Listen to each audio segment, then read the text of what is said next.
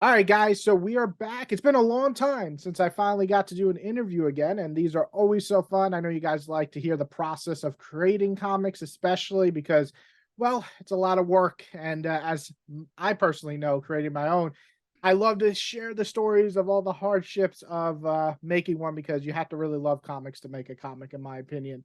And today we have Ryan, who has been on my channel before. You guys might have seen on the X-Men video and omnibus videos. Pretty much the only other person I know who reads this many omnibus is me. So it's nice to do a video game with, a video again with you, and also to talk about a comic, which is my favorite thing to read new comics. So let's hear today about your comic. And of course, I like to always start off with tell us about it in a way that you would give it as an elevator pitch, like if you were at a Comic Con or in an elevator, I guess. So tell us about your comic.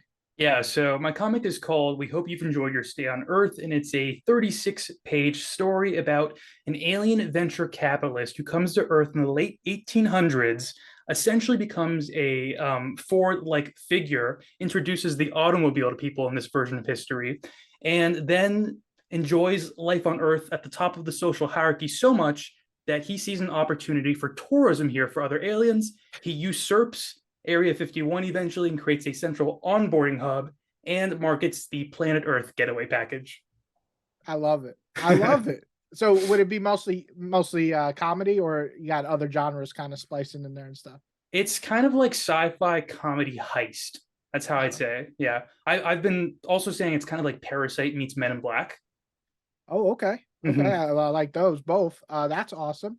And so this is your first comic, but not your first. You've written before, right? You've written other things. Like I think you wrote a play, right? Is that Yeah, right? I'm actually a it's like it's I always feel weird talking about it because it's like you want to remain humble, but I also with like having to like advertise yourself in your comic and whatnot, I've been like it's like oh I want to remain humble and not mention all my playwriting credits, but also it's like I want them to know that I am an established writer Yeah. at least in one discipline, and I've had success at it. So there's like some semblance I know what I'm doing. But yeah, I'm an internationally produced playwright, so I've had my plays produced in over 40 U.S. states and several countries as well. Dude, that's awesome because this is a new perspective for us now. Because a lot of the people I talk to, mostly they do other things, they have other jobs, but you're in a field that's similar but so different. And so that's what I want, actually leads into my next question, because this is your first comic, which I want to hear that experience, but I also want to hear how it's so different than maybe writing a screen, or I guess what would it be, a screenplay or a play? Script play, Okay. yeah. Um, yeah, it I almost thought it was going to be a lot more similar because I was like, plays are pretty dialogue driven, and comics, in a sense, are dialogue driven, but also they're intertwined with artwork. But what I didn't realize when it comes to writing comics is that, and it differs from plays, is that in plays, I can kind of just go down a word soup rabbit hole and I can explore ideas with no brevity, you know? But when it comes to comics, you have to be a lot more concise because you're really limited on the page in a Yeah. way, and with your dialogue and with the lettering and with the ways that everything lines up. And it's hard to like think about that stuff before you actually do it. And even with all the research and everything that I did, because I did a ton of research before I did this, like YouTube videos, forums, like listen, watching like other people's experiences with it, sort of like what you do on here. And yeah, it ended up being so different than what I thought. But I really like that too because it challenged me as a writer to take on this new medium and see if I could adapt my style to it. Yeah, I mean, one big thing with comic writing, I'm not too familiar with writing a full script like for a play or even a movie, I guess. But for Mhm. comic writing, I feel like, there's other people that work on the comic, usually like the wording and stuff. But it's really a two-person job most of the time. Sometimes with a colorist, a third person, but it's like you and this other person are creating something together, and you have to be on that same level. Mhm. And so I think that's the biggest, because I've written like, novels, they didn't go anywhere, but I written those and it almost were easier than writing a 22 page comic. And I'm like, well, I don't want to put too much on this panel because then I'll ruin this next scene, or there's not enough, or did I explain enough? Can the art showcase that without me saying it? I think those are the interesting things doing a comic, which I'm assuming with your artist, you get to work pretty close, or at least everybody feel like does a little different. I read scripts for my friends, and some are like heavy detail of what they want the scene to play out. Others are like, do a fight scene and go crazy with it as long as it's just these 2 pages. So how Yeah. do you work with your artist in terms of like creating a scene usually? It's kind of evolved a little bit. Like as I've started learning to do it more and work with someone else, collaborate on a project like this. I think initially, yeah, I was pretty descriptive, Yeah. and probably more so than I needed to be. And then I was like, you know what? This my artist Elena, I was like, she's intelligent, she knows what she's doing, and I think she understands the art of this medium way better than I do. Obviously, she is a comic book artist, Yeah. and it's different, having a lot of knowledge about artists who were working on like the big two books and whatnot, and like studying their panel layouts and everything. But it's an entirely different ballgame when you have to do it yourself and you have to Yeah. start thinking about those kind of things yourself. And I'm glad that there actually is that kind of collaborative effort in comic books. So I don't necessarily have to go at it alone. Like for example, and this may be jumping ahead a little bit, but another artist I was working with on another project, I gave him the script, and he was like, hey, for like the first panel on this page, I think it'd be cool to do like an aerial shot here, actually. That way it can sort of emphasize the bottom half of this page, and like it can contrast in a really unique way.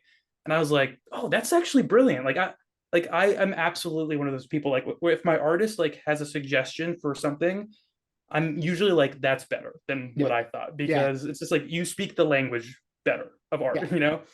Yeah, no, it's like we're as a writer and someone who can't draw stick figures even, when I see it, I love to create stuff. I love creating characters. I love dialogue. It's my favorite thing in comics.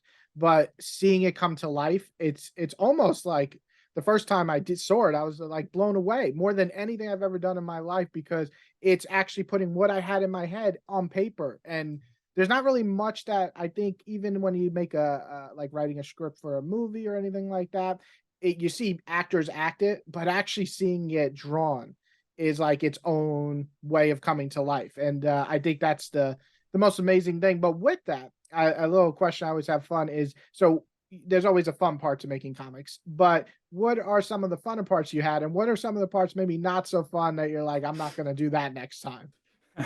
Well, like you said, like getting the artwork in is just, it's like being a kid on Christmas morning, and you're like, oh my God, like, Yeah, and it's like, I've never not been impressed with the page one of my artists has sent me. It's just like they're always beautiful. They always capture what I wanted, either exactly what I wanted or in a different way that is better than what I wanted. I've never yeah, been disappointed with a page.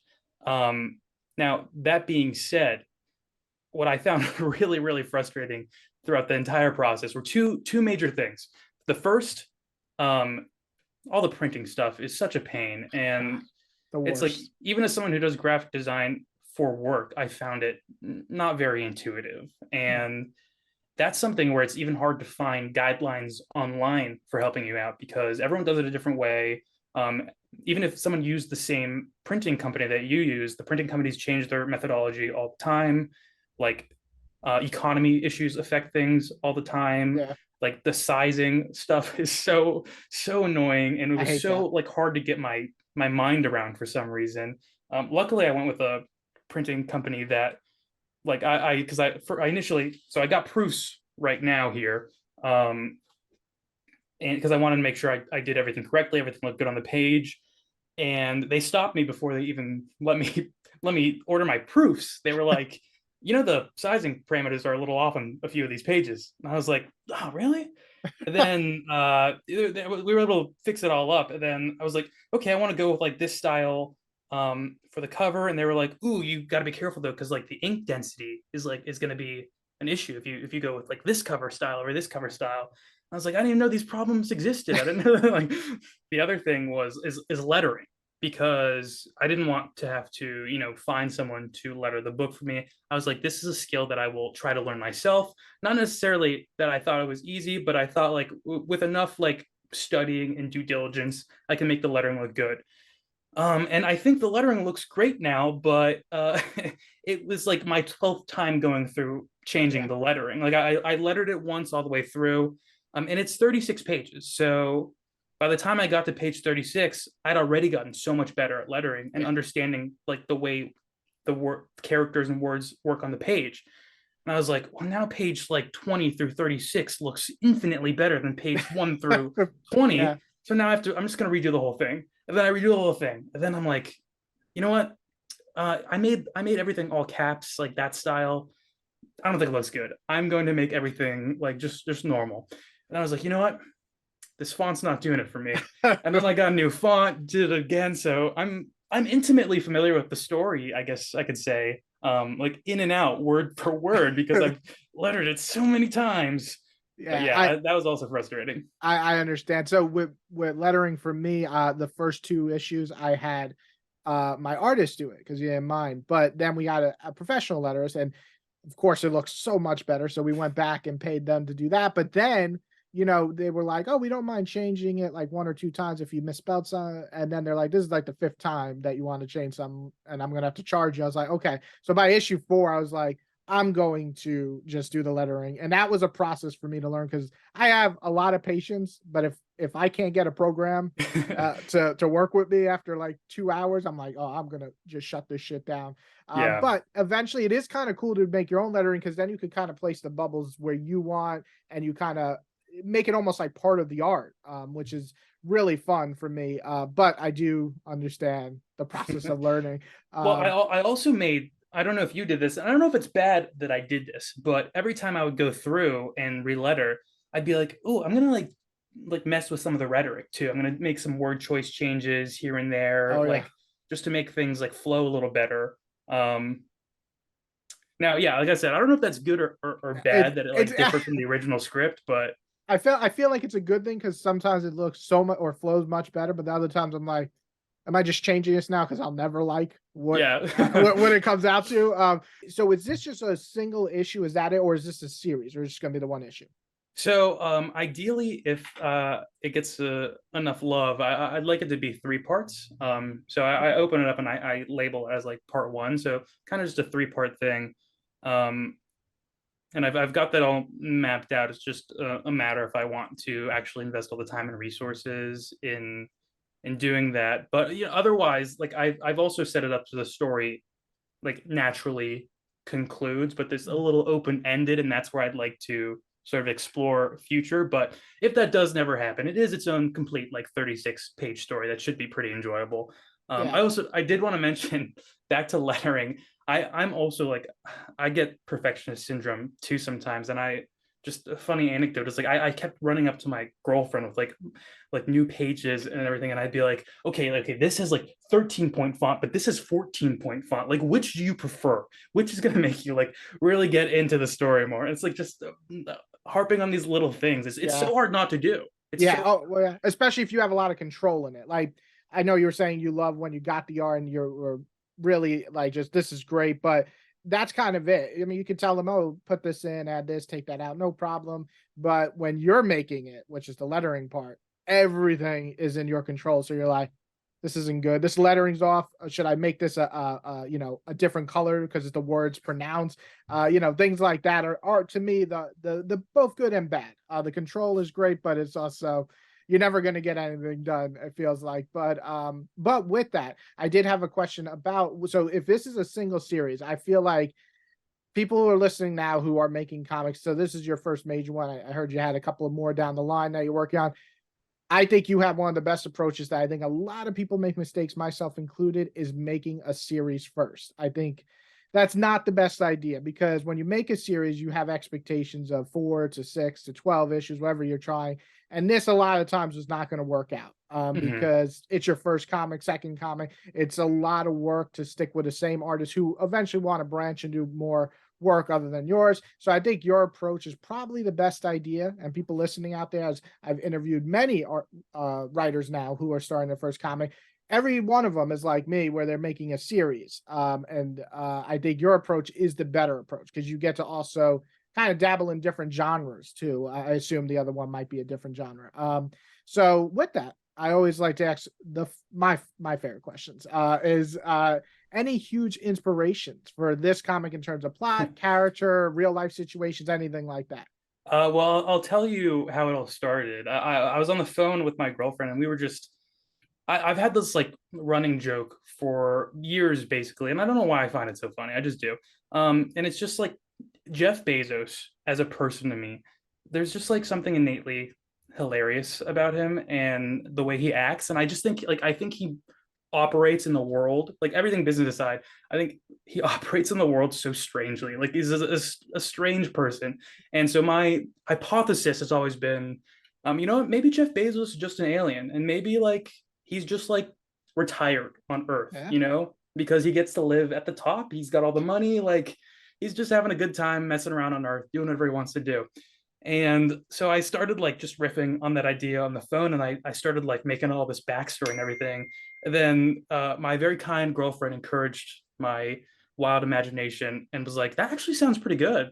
I was Yeah. like, yeah, you know what, it does. You know, I'm gonna try to write it. Like Yeah. I needed a little push to go ahead and do it. And then here it is. It's all done now, which is why I mean it's a wild butterfly effect to go from just a lighthearted phone call when you're long distance with your significant other to a complete 36-page comic. Like that's kind of beautiful. I feel like that's kind of also the way most comics start. I was working over at a factory, and I was just thinking I'm getting to that age where my dad found out he had cancer, which by the way he's okay, but he had cancer, one of the rarest cancers. It was like a 10 or 9% survival rate. He survived twice, so going to remission twice, and still alive till this day. And I was just thinking about that, getting to that age, like that's scary. We're getting older and things happen, and I was like, what if I wrote a character who was getting cancer, but was also the first person in the world to ever get superpowers? And how would he react? And where would you be, or how would you think if you had so limited time on Earth left? Would you be someone good? I guess you could say. And so I always pitched it as like a Breaking Bad meets, I guess superheroes like Spider-Man, and that was my idea. But it was just an idea, and kind of similar to your way. My girlfriend was like, "I would read that," and I'm like, "Would you?" And she's like, "Yeah." I was like, Yeah. "Shit." So I wrote the novel first, and people liked it enough where they're like, "This is your good novel." I'm like, "Oh, thanks, my fifth one," but okay. And so I was like, "All right, let's make it a comic." And so just like yours, where you're making a joke out of it, but then people are like, "I want to read it," and you're like, Yeah. "Okay." So that's awesome. That's kind of a real life funny story that made it into a comic. Okay. Also, everyone gets to see my Momoko wall, which they don't get to see on my channel normally. It's Oh, all that Peach is badass. Momoko, because normally I record the other way because my shelf with all my omnibuses is right here. But So she's the one who does like all the X-Men, right? I think I have the X-23 one. If you have she that one. does just like every Marvel character, basically. I think they just love Peach Momoko. Like I thought they had an exclusive contract with her, but doing this, I was like, what if I could get Peach Momoko to make a cover for me? Like, is that possible? And it is. I found out it is, but Yeah. it's I didn't even reach out because I was like, it's probably ridiculously expensive because she's Peach Momoko. You'd be surprised. My buddy Jimmy, for you guys who watched his interview, he got the person who did like a Daredevil one recently, maybe like 3 years ago. It was maybe like $100, which is a lot, but $100 for a phenomenal cover for a variant is well worth it if that's the artist that will work with you and kind of go with the design ideas that you have. They don't usually charge too much, with the exception of like the ridiculous price ones. I think I reached out to someone who's like, yeah, it'd be 2K. I'm like, yeah, that's my mortgage payment. No, that's not happening. But yeah, it's awesome to reach out to artists. A lot of the big ones will still work with people. They're just like, yeah, it could be a couple of hundred. I'm like, that's not that horrible, actually. I might just like for the next one I do, I might just see what a Momoko cover would cost because if it's around I don't know, I don't want to say any number, but if it's not too much Yeah. I would and say, I mean, she's pretty good. and recognizable too from a Yeah, marketing perspective, I think it might be a good idea. But yeah, anyway, I would pay her. I'd probably do like a $300 cover, 400. That would be the yeah. highest I probably, because I would sell that variant for a higher price. So that's how I would make my money back anyway. Um, okay, so big question, and I think you might have answered this once when I was on one of yours, but what is the first comic book that you ever read, if you can remember? That's a hard question. So I may have given you two a different answer. There's like two that I kind of count as my first because one's like a dipping your feet in first, and one Yeah. was like a real first like comic. And the dipping my feet in one was my mother, when I was like, I don't know, 7 or 8, gave me one of her old Archie like digest comics. And my mom's not someone who's into comics or anything, or even really thought too much about giving that to me, other than just like, oh, here's like a gift for my son. He'll probably Yeah. like it. It used to be mine. Enjoy. I don't think she thought about like how enamored I'd become with the medium of Yeah. comics. And to that point, the first real one I consider that I got it at like a Barnes and Noble. I asked my mom if she could get it for me, and she, to my surprise, she said yes because it was Marvel Zombies. It was the first Marvel Zombies trade paperback. So that was my first like a real comic, my first Marvel comic, which is so funny because that is like the most inaccessible comic to someone who doesn't know anything about Marvel, because it's all predicated on like some of the classic moments of Marvel comics, Yeah. and you have to know like all the characters and everything. But for me, I was just like, zombies, Yeah. yeah, cool. That's so crazy. That actually is one that when I started getting into comics was one of the ones I picked up, and is still this day is my most hated comic. Marvel I, Zombies? I absolutely hate Marvel Zombies. Oh no, Uh, this is so bad because it's like my nostalgic comic. it's just oh, there it is, my 10-minute Oh upgrade now yeah. bullshit. Okay, I'll let you know when it gets like to a minute. But yeah, so Marvel Zombies is, I don't know what it is. I think it's just very mean spirited. But also the fact that I was reading The Walking Dead, which was my first one of my first indie comics reading. I was like, this is the same guy who's writing these. Like, I was just, but I've heard the stories from Kirkman during that Marvel era. So that is funny though. But one of my most hated comics is one That is of really funny too. first mention. What's also fun, and to your point, I don't. If they are mean spirited, I probably wouldn't like them today too much. I have not read it in the longest time, like probably since middle school. Yeah, probably since middle school. And but they're reprinting the Zomnibus. So I'm gonna get that and I'm gonna read them all again. I do remember some of the later ones being really, really bad and like Yeah, just poorly done. Like yeah, even as like a child, I was like, this doesn't make sense. Like, yeah. and there's like continuity issues. Oh, a ton. But just I very, it's very memorable to me. Like, and it's funny, I didn't know who the guy was at the time, and I still didn't have too strong a knowledge of who he was, even like when I was really into comics, because it took me forever to get into X-Men. But like the first issue starts with like Magneto being Yeah, like one of the only survivors fighting against all these zombies. And I remember yeah. loving that scene when I read it in like Barnes and Noble as a kid, and that's why I got the book. So really, I got into comics because of Magneto. Hey, it's I think a lot of times it's a character that we relate to, or not even relate to, but just like, wow, that they're awesome. I think I would probably be, I mean, Spider-Man was a big one, but I'd say for X-Men would be like Nightcrawler, like those characters, their design, they're so out there and so different. You're just like, yeah, I gotta read more of this. So with saying that, I know you said you would work with her in the future, but what are, if you can work with a few artists that are in the current comic creating world, are there any artists that you actually have on your list? You're like, I want to work with them one day.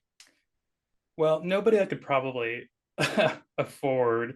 Maybe in the future. Maybe I don't know. Who knows? Crazy Yeah. things have happened in life. But I would love to do something with Bill Sienkiewicz. Um, Oh, and it's just because his style. One, I love it, his style in New Mutants and how it like emphasizes the darkness of like and the trauma that can come with being a teenager too.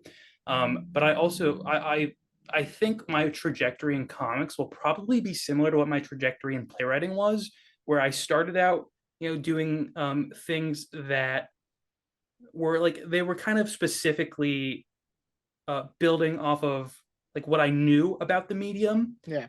And so they started evolving though, and I started getting more creative and more experimental with playwriting, and that's where I saw like all my big successes in playwriting when I started doing like really absurdist avant-garde type stuff. And I can already tell I'm moving that way towards comics now that I'm getting a better understanding of how to create them. And I just think working on Bill Sienkiewicz with like kind of a absurdist rabbit hole story Yeah. about just like everything going haywire or something would be beautiful. It'd be a dream come true. I don't even have a specific story for what I want to do with Bill Sienkiewicz, but like if he's out there, um, call my agent. Yeah. Call my agent. Let's work so, or maybe in the future, if you do a story for Marvel, New Mutants. I I would mean, love I would really my Marvel dream story to write and it's gonna sound so random and out there. It is a mutant, but it's probably not the one most people would expect that I would immediately want to write. But I really want to write like a kind of like Ilyana and Storm type series, but with Cat's Eye from the Hellions. I don't know if you're Oh, yeah, I don't know if okay. you're too familiar with that character because she's not been utilized too much, but for some reason I feel like I feel a pull towards the character, and it might just be the striking visual design of being like a weird purple, like androgynous cat thing, you know? Yeah. Um, Well, it's but different. yeah, That's a different story than I think when you go different, not all the time, but sometimes it works really well in comics. And I pretty much read anything with Liliana, so I would definitely read that story. plus I think it'd be most realistic. Like I don't foresee myself in the near future getting the opportunity to write like the X-Men book, you know. Yeah. But you know, it's like not entirely impossible that I could one day, with some hard work, find my way and get an opportunity to write like a little mini series or even like a singular issue or something for Hey, Marvel. Jed McKay, he came in, just wrote a short 5 mini series for Daredevil. People liked it. He got Moon Knight, and now he's writing Avengers. I mean, you're writing a flagship title in 4 or 5 years. That's insanity. I mean, it's good. I love his work, but I'm just saying that's how quick it moves sometimes. Yeah. So you never know who picks up your comic. That's the biggest thing. Somebody can pick up your comic at a Comic Con, and boom, you get a call, and you're like, yeah, you know what? You want to write some smaller characters. What story pitches can you give? Is usually how they go about it. Oh, You give one, interesting. and that, yeah, they want to hear from you more than them telling you you're assigned. And if you come out with an idea they like, might only give you 6 issues, but that 6 issues can be the vision, and and you're big. Yeah. Plus, I Um, honestly I would love like the opportunity to for any company just like to write one of their D-list characters and put like a yeah, spotlight on them because it's always so much fun. So those are some of my favorite comics. Like when you get to just like spend some time with a D-list character yeah, and like learn about them, learn what like makes them tick, and it helps. I think stuff like that helps flesh out universes like Marvel a lot more. yeah. I was talking. I know you didn't like the Nick Spencer run of Spider-Man, but I was talking about this in my video, just like what the focus they put on Boomerang was really nice. I thought Yeah, he turned contrasting out with to like be one of the best parts of the series for me. yeah contrasting with and he was great in Superior Foes too, if I Yeah, recall correctly. Yeah. yeah, no, that was Nick, and I think that's why he was so heavily focused because Nick Spencer wrote both. So he was kind of like, "This is, yeah, yeah." So this is his Oh, like, dude, I didn't even I like yeah, had completely erased that from my memory that he wrote Superior too. yeah. Man, I So guess I do really like Nick Spencer. I got to check out some more of his stuff. yeah, no, Nick Spencer is one of my favorites in terms of like I'll always check out stuff. I might not always like it, but I'm Yeah. always going to check it out. And the best part about you reading Captain America is you have not even gotten to my favorite part of the Captain America run, the Sam Wilson second Mhm. half. I think is Yeah. stronger than the first half. Oh, really? Because Yes, it's on like I think I said in my video, but it's honestly my favorite Captain America run right now. it's just I mean, Captain America to me is like Daredevil, where if someone's like, "Yeah, I like that run better," I'm like, "Yeah, it was pretty Yeah, damn that's good." true. I just haven't read a Captain America run when I'm like, "No, I'm out." Especially the current one. I don't know if you're reading it, is phenomenal, but No, but I heard it's really good. Yeah. so good. But there's really no bad Captain America run for me, at least from what I read since like 1995 or something. But There was one I didn't like, but we don't need to dwell on the negative. who? I think it was I also it might have just been me misleading myself. I'm trying to remember who did it. It was one of the ones like it was like 90s Cap that came out. It wasn't Wade, it wasn't Brubaker, that's not Jurgen? 90s, but yes, it was Jurgen? Dan Jurgen. And I think I came into it expecting it to be something That other was. than what it was, and then it was very like it's very classic Cap in a way, Yeah. and it just felt like I don't know. I've only read the first 2 issues, and I'm gonna have the omnibus. I'm eventually gonna read it, but I was like, this is okay. Like, this is like a weaker version of Mark Wade's kind of run, in my opinion. Like Mark Wade Hmm. has that over the top fun, but this kind of feels like a weaker version. And that's kind of Jurgen to me in a nutshell. Is like sometimes he gets it, and sometimes it's just like this is just a mimic version of something I read better of. Yeah, Uh there were parts I had fun with. Like when there's a part where he's in the Savage Land and like Captain America's punching dinosaurs, and I'm like, okay, well, I mean, who's not gonna like that's that? Like, okay, that that's is fun, awesome. Yeah, but yeah. I Yeah, get narrative what was you like mean. a little railroady for me. I don't know. I mean, I'm with you more in terms of like Nick Spencer's run to me is a lot more political, and I personally, if Cap for me, I want a political, or I want an espionage, or I want just human Cap, and so that's why I think Spencer's, Remender's, Brubaker's, and now the current one, those are kind of my favorite because they have elements of all of that. And I really enjoyed Spencer's. I mean, I thought his Steve Rogers kind of flundered out at the end, which is funny because I think the opposite. I think it's Sam Wilson wasn't that great in the first arc, but then slowly started getting better. And then the ending, I was just like, I want more of Sam Wilson, which is kind of a surprise for me because I didn't think that would get to that point. But same thing with kind of Bucky. I never got to that point. I'm like, I want Bucky to be Cap forever. I just never got there. Sam Wilson, I'm okay with. The last question, I know you kind of answered him before, but are there any future projects you have going on? I know this one's currently running in a Kickstarter, which we'll get to in a second, but any future projects you're actually working on or planning to work on soon? Yes, yeah, I've already started working on it. I'm about a third of the way through Oh, wow. the next comic I wanted to write because I got really excited and passionate about the idea and the artist who did the cover for We Hope You've Enjoyed Your Stay on Earth. Him and I really got along well and had a good synergy going. So I was like, hey, I have this idea for a comic. Would you like to do a full comic with me now? And he said yes. So we're working on it, and it's called Laughing in Hellfire.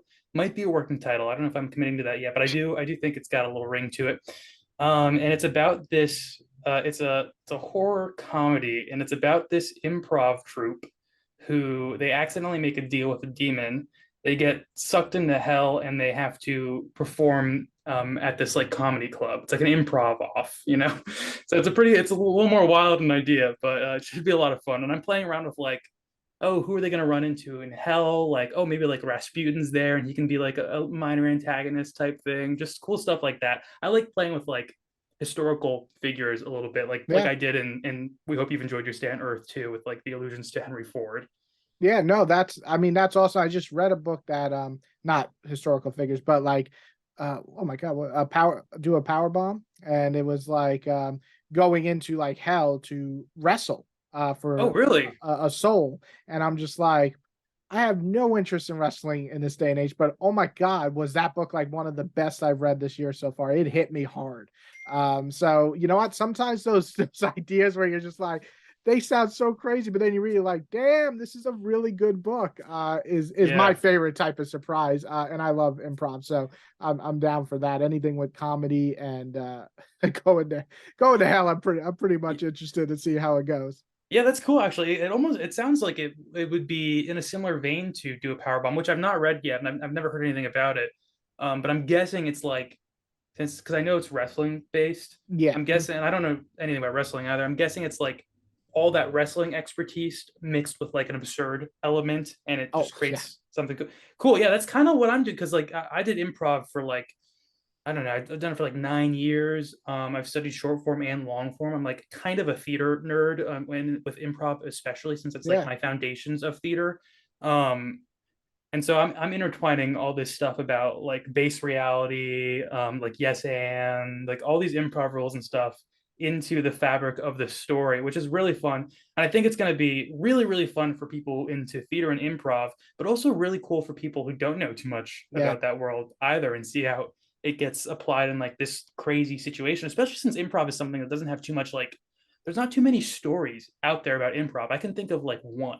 That's I, it. don't- I can't even think of any comic that, or at least a comic book. Well, yeah, Definitely not. comic. I have no clue. Although Nick Spencer's run, they mentioned the Upright Citizens Brigade Theater, which is an improv theater in New York. So I was like, hey, like he must be an improv nerd. Yeah. Um, but yeah, there's one movie called Don't Think Twice by Mike Birbiglia that's Uh, really good. It's got Keenan Michael Key in it too, and Jillian Jacobs, and Chris Gethard or Gethard, whatever. I don't know how you pronounce his last name. But that's a phenomenal improv movie. I know that's a little off wait, topic, wait. but I seen this movie. When they're like they start in like a small place and they're trying to get the money to keep it afloat or something like that. Like it's closing down yes, soon. yes, Yes. That was a good movie. yeah, I love that fantastic. movie. It's actually really, it's like a, and that's kind of, I'm going for something that is very funny, but also has some poignancy wrapped up into it. And I think that movie is a really good example for something I'd like to try to emulate a little bit. Mixed with Awesome. Hell, of course, which is not in the movie, but I had Yeah, to no, throw it in there. yeah, no, I think the ideas of the best type of stories for me that even if I have no interest in like the subject matter is getting me interested, and then when I'm in, I'm just like, yeah, I don't really even care. Like with Do a Power Bomb, I still don't really. I mean, I watched wrestling when I was a kid, but I have no real like. I don't want to watch any match of this day and age, but I was so into it, and maybe because it's a comic and they do the outrageous moves even cooler. It's by Daniel Warren, I think Warren, whatever his name, the guy who does like that crazy awesome art. He did oh my god, he won Oh, an oh, award for yeah, I know. I recognize the artist actually. yeah, the Yeah. Wonder Woman Dead Planet, whatever it's called. Anyway, he does amazing art in terms of fight scenes. So it was like a perfect fit for me. But he really nailed the human part of it. And that's what it sounds like with this story is you got the humor in it, but you're gonna have a little bit of heart in it. And I think that's to me, that's the key of writing a comic with comedy, because comedy is the closest thing to dealing with issues. And a lot of the things that I watch or read is like they make jokes, but then you're like, I don't know if you watch Ted Lasso. I mean, that is like a funny show, but then it's hitting me in the feels because of how human it is. So I love that type of stuff. So another series that I want to read that you're making. Um, any other projects, or those are this one that you're doing now, and then the one coming up are the two major ones? Yeah, it's this one really, and then the one coming up. I have like I've been soft floating an idea for an anthology one that I want to present. That's kind of set in a post-apocalyptic world, but I don't want to get ahead of myself, so I'm not even gonna mention really what it is, at least for YouTube right now. Yeah, I'll tell you after if you want to hear, but um yeah, I really want to focus on the ones I'm doing right now, and because I get very excited about these things, and so I yeah, have to like kind of be like, okay, like Ryan, you need to like slow down, like focus, because yeah, you're gonna overwhelm yourself. Because I mean, like I write plays, I do the YouTube channel, I'm making comics now, I have a full-time job. It's yeah. like I'm like, okay, I can't take on two. I like I'm starting an improv group with some other people, and it's like, okay, Ryan, no man, you you you can't. don't want to burn out either. Yeah, When you yeah. got so many projects, which is kind of what happened to me. It's like all this was coming up. The Comic Cons, I was doing like 5, 6 a year. And I was working with another artist. I was doing kind of like an anthology, but it was a multiple writers, and I finished my part. But everybody else was, taking forever. So I was like, all right, let me know when you want me to send it. When you get it, it was just so much, and then in comes life, aka my daughter, and it's just like all this stuff has to take a back seat. So I can't it's imagine doing all of it with kids too. I mean, that seems like no a way. whole other ball game. No way. If someone has the secret out there, definitely not a 1 to 2 to 3 year old. Maybe when she's 5, I'll start going back into it because I do love making comics. I do. It was something special. Even a small comic I worked on had very much Alien meets like Fight Club vibes, and it was like 12. They're like, you have 12 pages. I was like, 12 pages. That's very small. And I was really proud of it, and so I would love to get back into it. But I am very excited to read both these comics. And I'll let you kind of tell people where to check. I know the Kickstarter is up, so I'll put it in below. But if you want to let people know your Kickstarter, your Twitter, all that good stuff, so they can start following you. Honestly, I don't know if I'm gonna be too active on a lot of the big social medias anymore, aside from YouTube. I think after this, I'm gonna really just focus on YouTube content Okay. creation and comic book stuff. Uh, that's all that would really be relevant to the people watching this video, probably. So Omnibus Ryan on YouTube. I'm sure that will be in the description or somewhere or Yeah, I'll put it something. in. So I do a bunch of comic book reviews, overviews. I do X-Men analysis. I have an X-Men podcast, which you've been on multiple times actually, Yes. and we've had some awesome conversations about Multiple Man and X-23. Yes. Yeah, That really, really. multiple man, really, people seem to really like that. I get people still coming to me talking to me about. I'm like, yeah, I do like multiple man. I'm not playing.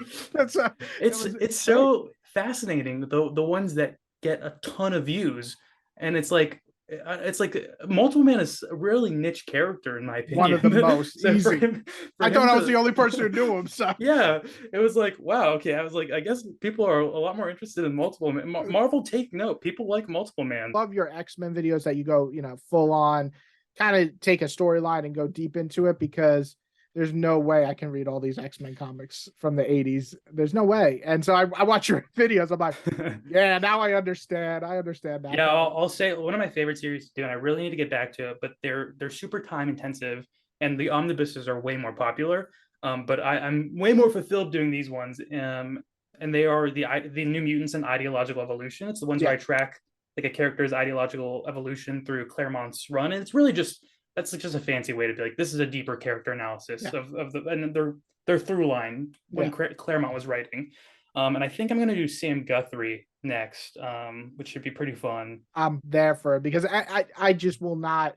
I just don't have the time. I realistically say, James, you got about 5 million bucks if you buy one more fucking series to get into. So I watch your videos. I'm like, I understand now. Now I understand what these characters are because I read like some of the more recent stuff with these characters, and I'm like, it's kind of cool to see how they started and how they are, especially New Mutants.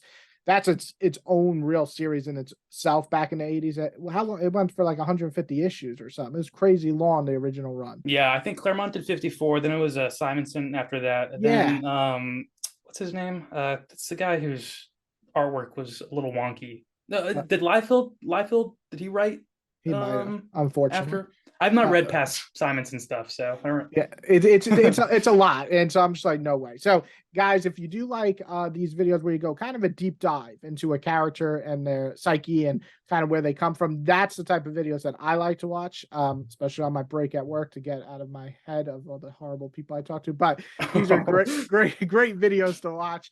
Very deep analysis. But of course, you also do the omnibus reviews, and you guys, I know you watch some of mine, so check out his. He reads, I think you read more than me. I try to keep up with you and my other friend James. Funny, it's the same name as me, but you guys read. I feel like you guys have like, I'm like reading, I'm like, okay, I can get through like 200 pages a night. And I see like on the business Nick Spencer's where I'm like, what the fuck? It's just like I just bought that book. I know. And So I feel like I'm behind too. I feel like there's people that read so much quicker than me even. And I know I read fast. yeah, And it's yeah. like Yeah, you never really catch up, unfortunately. Mhm. This is the hobby. But yes, guys, check out his channel.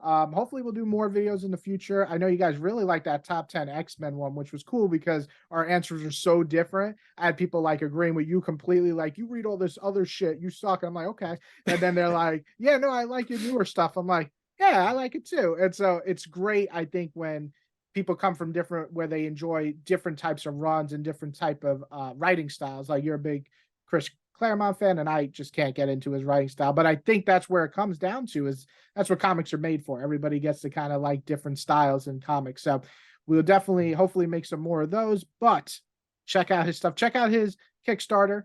You got how many days left? 10? one more week as of today. I don't know when you're gonna post this, but it ends the 6th of April, I believe. Okay, so this will be up no later than Friday of this week. So they'll give you that 4 or 5 days for people to put some money in there. I already backed it, so I'm super excited to get my copy. You guys, thank you for watching.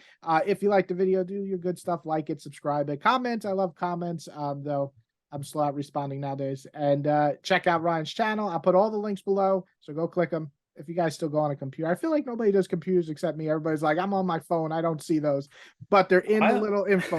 Wherever you guys do, if you have the little mobile screen, hit that little info. You have all that stuff clicking. And you guys have a great day.